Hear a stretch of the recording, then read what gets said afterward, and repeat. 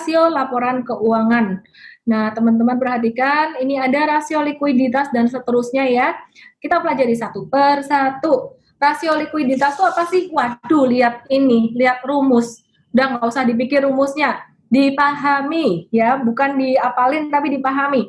Jadi, current ratio ini mengukur kemampuan perusahaan melunasi hutang dalam jangka pendek ya.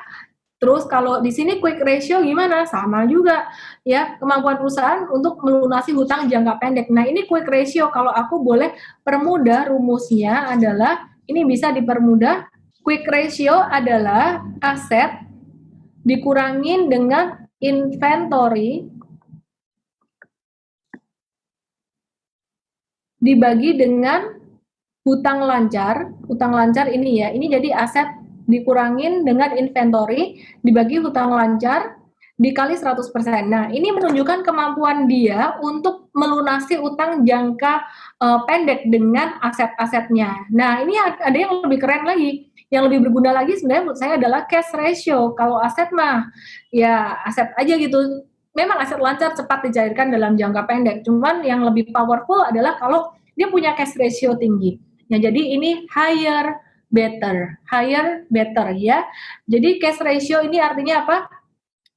Jumlah kas dan setara kasnya dia dibandingkan dengan utang lancar. Maka kalau ini tingkat cash ratio-nya tinggi, berarti dia bayar hutangnya lancar, bagus. Oke. Rasio profitabilitas ya, rasio profitabilitas ini ada profit margin dan seterusnya. Ini cara menghitungnya semuanya udah ada. Untuk rasio yang berikutnya yaitu rasio dividen. Nah, ini yang banyak dicari sama teman-teman ini apa namanya investor yang memburu dividen.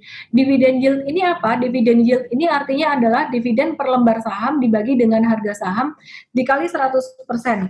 Sedangkan kalau dividen payout ratio artinya adalah jumlah seluruh dividen dibagi dengan laba bersih dari perusahaan tersebut dikali dengan 100%. Ini artinya adalah dividen yang Anda terima dalam rupiah itu berapa persen sih dibandingkan dengan harga saham yang udah Anda bayar gitu ya. Kalau ini penting dari kacamata perusahaannya, ini penting dari kacamata investor. Kadang investor nggak peduli dividen payout ratio berapa persen, nggak peduli lah, pokoknya yang penting dividen yield-nya gede gitu.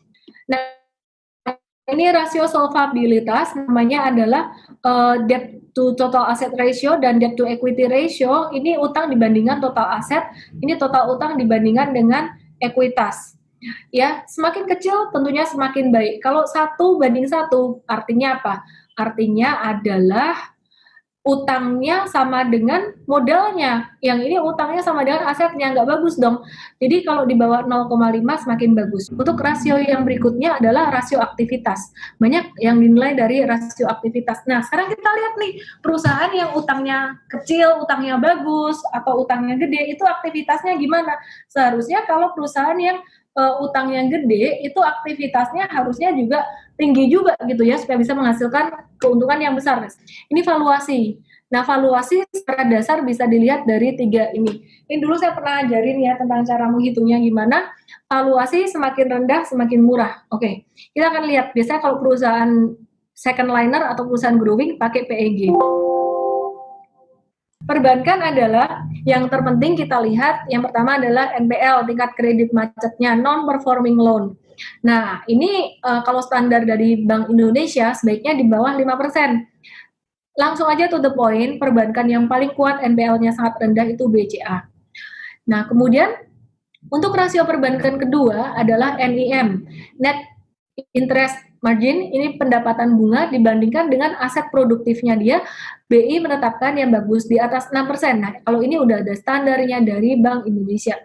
BOPO ini artinya adalah pengeluaran untuk operasional dibandingkan dengan pendapatan ya, dibandingkan dengan pendapatannya. Makanya dari itu khusus untuk BOPO ini semakin kecil semakin baik. Standarnya untuk BOPO yang baik di bawah 92%. Kalau bisa ya lebih kecil lagi lah gitu. Oke, terus kemudian LDR ini bukan long term long distance relationship. LDR ini artinya adalah loan to deposit ratio ya. Jadi total kreditnya dibagi dengan total deposit plus modal disetor dikali 10 kali 100%. Untuk apa? Untuk mengukur kredit yang diberikan masyarakat dibandingkan dengan dana pihak ketiga.